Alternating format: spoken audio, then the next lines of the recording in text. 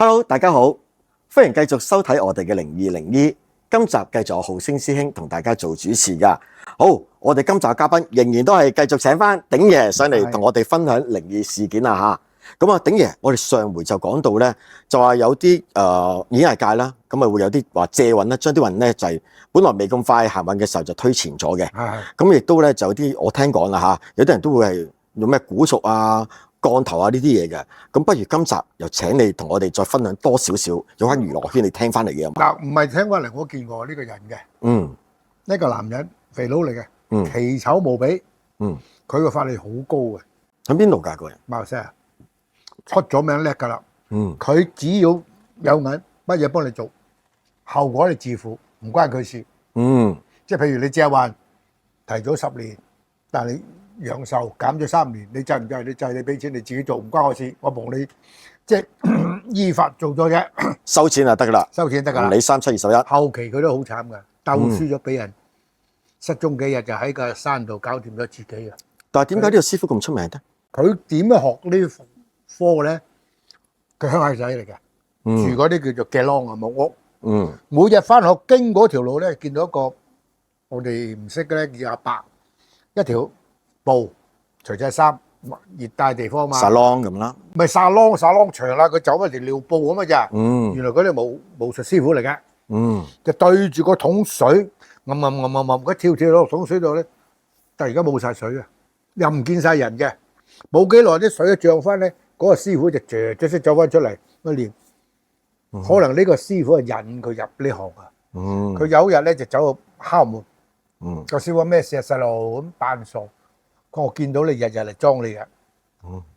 我想跟你學呢啲嘢。個師傅就跟我學呢樣嘢，你有餘唔係問題，但係你付出一生嘅喎，唔可以結婚嘅喎。佢性生活嗰度咧揾招精嘅。係啊。即係馬來西亞都會興呢啲㗎。佢講俾我聽啊，笑到我暈啊！有次招咗個男嘅翻嚟啊，要奸佢啊。係啊，調翻轉。我哋咁犀利啊，阿叔。咁佢咧就好叻嘅。所以我哋去到咧都拜候佢。佢就話：嗱，你夜晚咧聞到香唔好嗌香，唔好着白衫出街，因為嗰啲飛降咧一見到白嘅嘢黐落去。又話一嗌香咧，就入你嗰度㗎啦。咁得意嘅，因為絲降啊。佢問歐雲聽聲入，因為嗰度響我個出聲就入咗去㗎。咁我哋夜晚咧着花里花碌嘅衫嘅，又唔着黑，又唔着全白，花里花碌佢入唔到嘅，因為佢睇唔到嘅。你純白呢個點大啊，一聲入你嗰度。所以我哋去親咧就拜候佢。有個好有名嘅大老官，個卡士就大啊嘛，佢又有名，香港呢個有名，請佢去睇啲靈異嘢。佢攞好價錢得，帶你新墳嗰度，哇！真係嗰鑊佢講出嚟好恐怖，愛無管鬆啊！係將啲人圍住，嗱，你嚟睇㗎，你嚟睇㗎，你嚟睇圍住，好緊張。佢裝晒香啲墳頭，佢一聲號嚟咗，真係好似拍戲咁㗎，喺嗰石罅嗰啲墳嗰啲地面嗰度咧，一路揚，有一條線變一個人變到飄過嚟嘅，就圍住嗰條繩。想黐落啲人就黐唔到啩，佢就拿條柳枝趕翻，有嗌聲，佢錄咗，濕咪藥夠時間啦，佢趕翻佢入墓，跟住咧佢翻嚟俾香港政府聽，香港政府唔敢將呢條帶放出嚟，即係俾人告佢導人迷信啊！但係嗰師傅好犀利。咁但係到後期嘅時候，我都聽過呢一個即係馬來西亞師傅啦嚇。咁啊，因為我都知嘅，佢哋話即係佢唔會理任何因果啊。總之你俾咗錢佢去做，但係最尾好似你話好慘啊，失咗蹤㗎。佢最尾係行咗街，死咗。佢3次腦嗰個喉嚨嗰啲瘤啊，總係成邊頭咁割咗，唔夠幾日賣唔到口，冇幾日又復發咁，3年內搞掂。不過有陣時有啲人咧，真係佢未必會係相信因果嘅。咁啊，即係如果你話即係落人降頭又好啦，咁啊當然落人降頭你要俾錢啦嚇。咁啊，但係當然你一反噬嘅時候咧，其實揾人哋落降頭嗰個人咧，其實佢自己個要接受㗎，係啦，會反噬嘅嚇，自己都唔會有好處啦。我諗起一件事，我爸爸咧喺印尼做生意啊，影一張相冇咗啦而家，佢條鱷魚咧2架牛車咁長，仲突條尾出嚟。啲牛拉車嗰啲咧幾大格啦，係咪先？就嗰條鱷魚咬咗個土生仔，土生仔就娃娃仔，即係嗰啲即係同當地人結婚生嗰啲 mix 嗰啲啊，咬咗個大髀，屋企有錢，請個鋼頭師傅去河邊捉呢條鱷魚，個鋼頭師傅計捉到，就點樣咧？揾隻鴨仔，一條紅頭繩，綁塊木牌，寫晒佢嗰啲細路仔個仔啊，遊戲不止搞掂咗啦。一放隻鴨仔，隻鴨仔游出去個河邊，個師傅啊就話俾兩個徒弟聽，我叫你埋喐手，你先喐手，一個揸槍，一個揸刀啊！我冇我打你，冇埋去啊！咁啊冇幾耐咧，個鱷魚口上嚟，一路向個師傅嗰度行過嚟，擘大個口，嗰兩個槍手同埋刀手想喐佢冇喐，未得。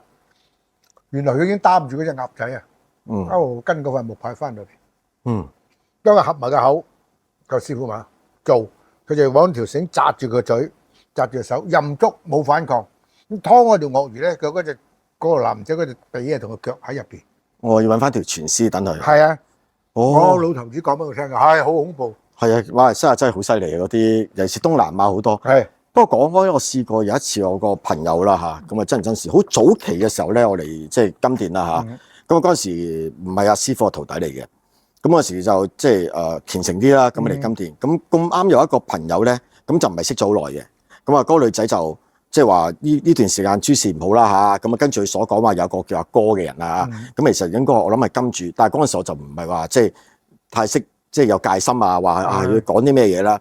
咁佢即係話咧，即係佢係負責屋企嗰度咧，有陣時就係即係幫佢嗰個阿哥係養貓嘅啫，佢唔使做嘢嘅，個阿哥揾錢，有陣時就俾錢佢使咁樣。咁跟住咧有一次咧就好唔開心咧，個阿哥咧跌低咗喺屋企，咁啊跟住就病咗啦咁樣。咁佢依家好擔心，但係又醫唔到，揾唔到病因。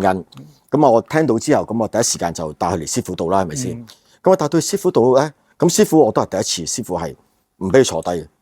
因為作為師傅，我哋帶啲朋友嚟啊，師傅都會即係都會好客氣啊，坐下咁樣，淨企喺樹，跟住就話佢你企喺度，跟住就指住個肚，你話你帶翻你啲嘢走，跟住我冇帶好惡師傅嗰次，我都有少少驚嘅。個師傅對住嗰個人咁惡去講嘢嘅咧，咁跟住就師傅就話你識人要小心啊咁樣，咁我又覺得冇乜特別嘢喎。咁佢又話嗰個人咧就其實佢個面口麻麻地嘅，佢自己將自己塊面咧搽到好白嘅，係搽咗好多粉上去嘅。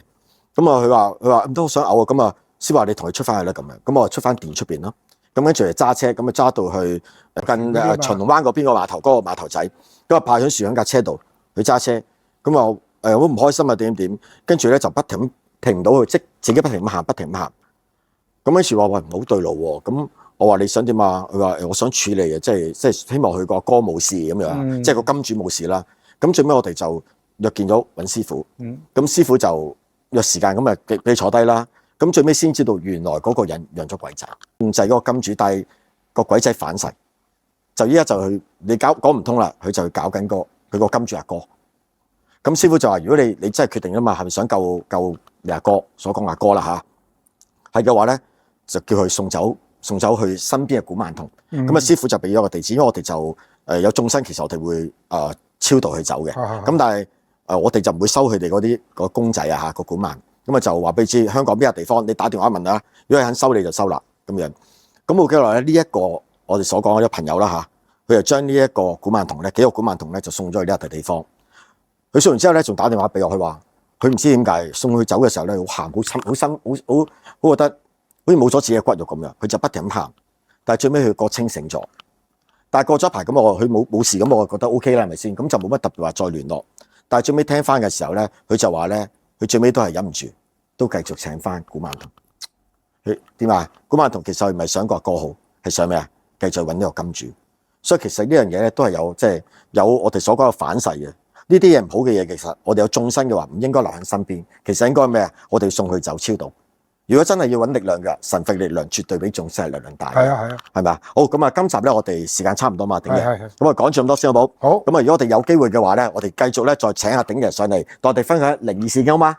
好，拜拜。係。